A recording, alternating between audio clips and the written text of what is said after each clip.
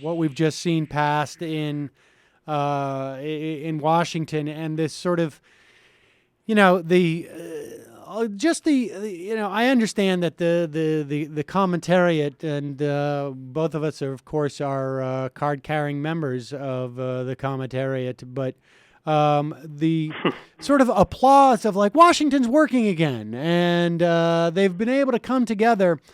Left out of this deal, of course, left out of those assessments is, of course, that we are our discretionary spending is still below levels as to where it should be in terms of the services that are needed, and we know this because we can look at the literally tens of thousands of kids who can't go get into a Head Start program. We can look at this and we know what's happening to medical and scientific research across the country.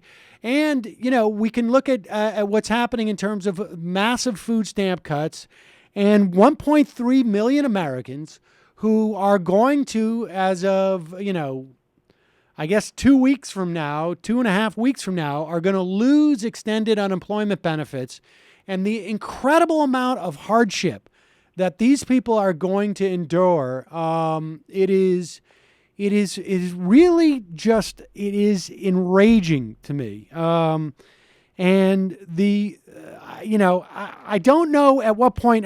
This is something, and we've talked about this week quite a bit, about the sort of the I guess it's sort of like a prisoner's dilemma, right? Where where the anyone who has any sense of empathy for people in general, anyone who has any sense that government should function, Right.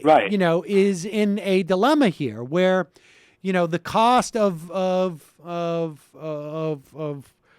fighting brings pain, and the cost of not fighting brings pain to people.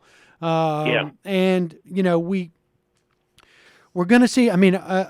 God willing, there is no farm bill passed, because then essentially you're sparing people from more cuts at this point when it comes to food stamps. But again, the lack of extension of unemployment benefits is just, it is wrong on so many levels that it's hard to sort of fathom.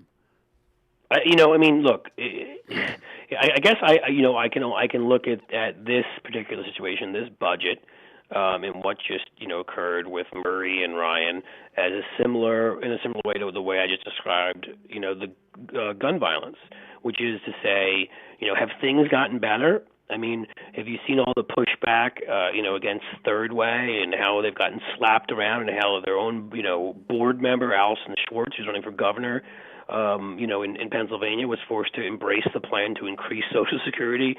All the different ways that they've taken it on the chin since they threw that out there tells me that we're not living in the DLC's world anymore. Right. That the progressives have, this is a long battle, and we are slowly but surely taking back the Democratic Party.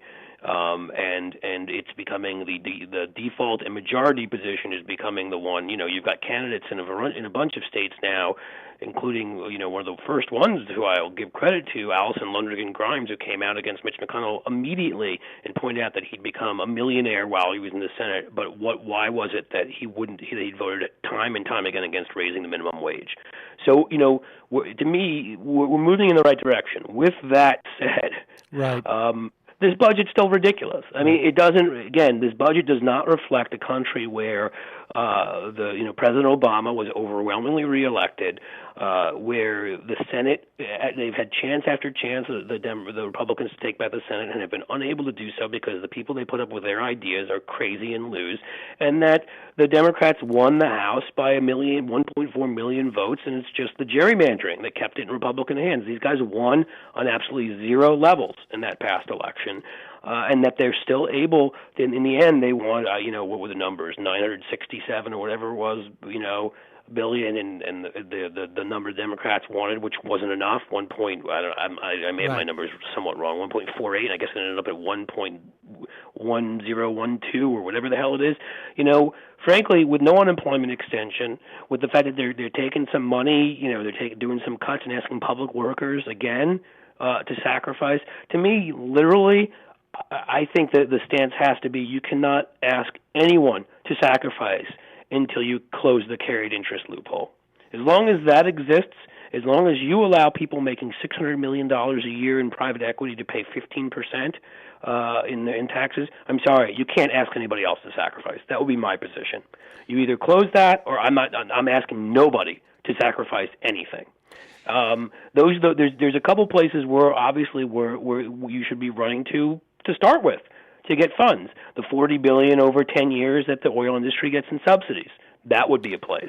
But here's closing corporate loopholes. We that don't would be even a place. need to. We have lost the battle even when we're talking about pay-fors. You know what I mean? I mean the idea that this we have the deficit has come down at a rate that is unprecedented. Let me say something though very quickly, Sam, because I know what you're going to say. I'm not saying we should be doing, and you're right. I don't know that I phrased that the right way. I'm not saying we should be asking that because that we should be using that money to pay down the deficit. I'm saying that should happen because that's simple fairness. Right. That's simply putting fairness back into our tax code and and that's the morally right thing to do. And no, I wouldn't spend any of that money on the deficit, which is coming down, as you point out, dramatically.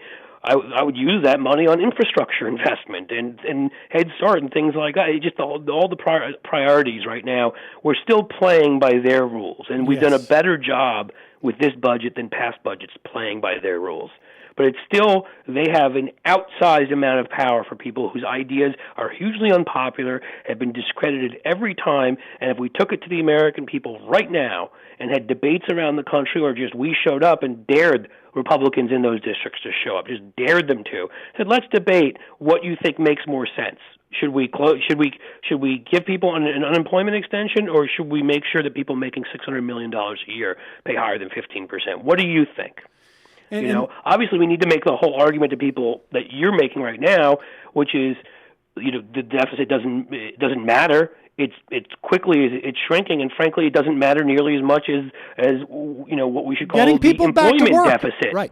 It's the employment deficit that is the problem, because if people go back to work, guess what? They'll pay tax revenues, and the whole thing will sort itself out. But the big problem with that is that President Obama has never made that argument from the beginning. That's right. And that puts us in a terrible place to make that argument. I mean, let's take maybe this might be the final occasion to piss off some Obama bots, but the sequester was political malfeasance insofar as it completely underestimated. I mean, we should say now that the biggest chunk of, the big leverage point, right? Let's just go back one more time to how the sequester came about.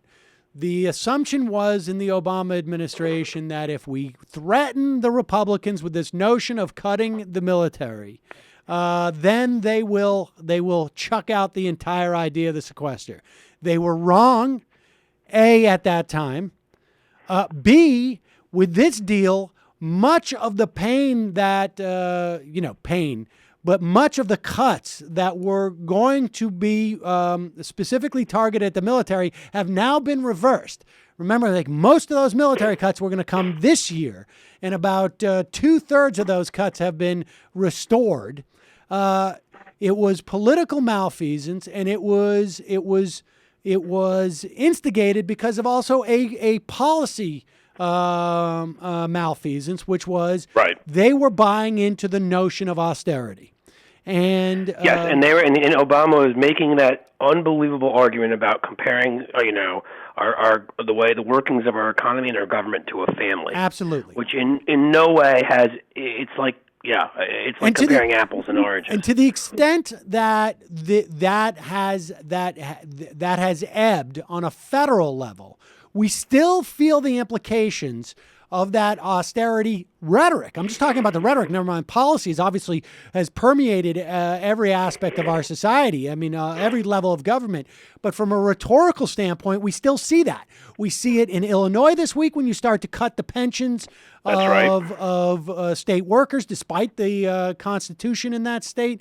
When you cut the pensions of current retirees. You see it across the country. We see it in this state, certainly in New York, with this notion of Cuomo saying, we're gonna cut taxes Democrat, on the backs of unquote, localities. Andrew Cuomo. Yeah. And Right. and so we seeing it everywhere. We're still paying the price for that rhetoric, for that rhetorical shift, and from that policy shift when the Obama administration pivoted. Obviously, But clearly, again, it's not only not representative of what people think. I think when I was on last week, I was talking about that group in the public interest and how they showed all these privatization fantasies that weren't true. I mean, the clearest example is, where I live in Cincinnati, in the middle of probably one of the, you'd say the 2 or 3 key swing states now, they put rating the pensions on the ballot here in the city in an off-year election, mind you, when more of their people were supposed to turn out, right? It lost 80-20. Nobody had predicted that. I mean, nobody polled it, but they thought it was going to be very close.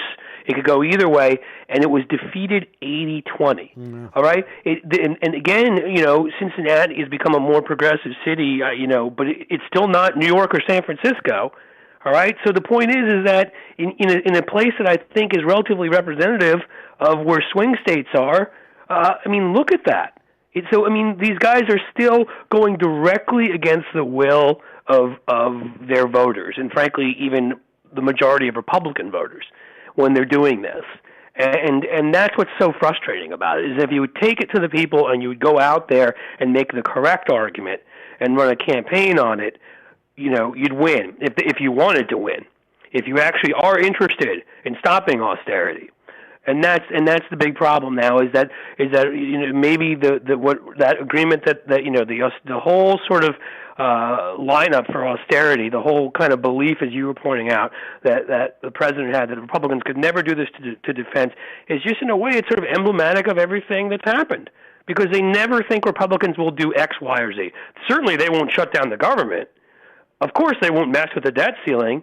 It's just this constant underestimation of how stupid and how these people rule by emotions and myth, and not by common sense. Because they don't, and this just happens again and again, yeah. And it's frustrating. Oh, is it frustrating?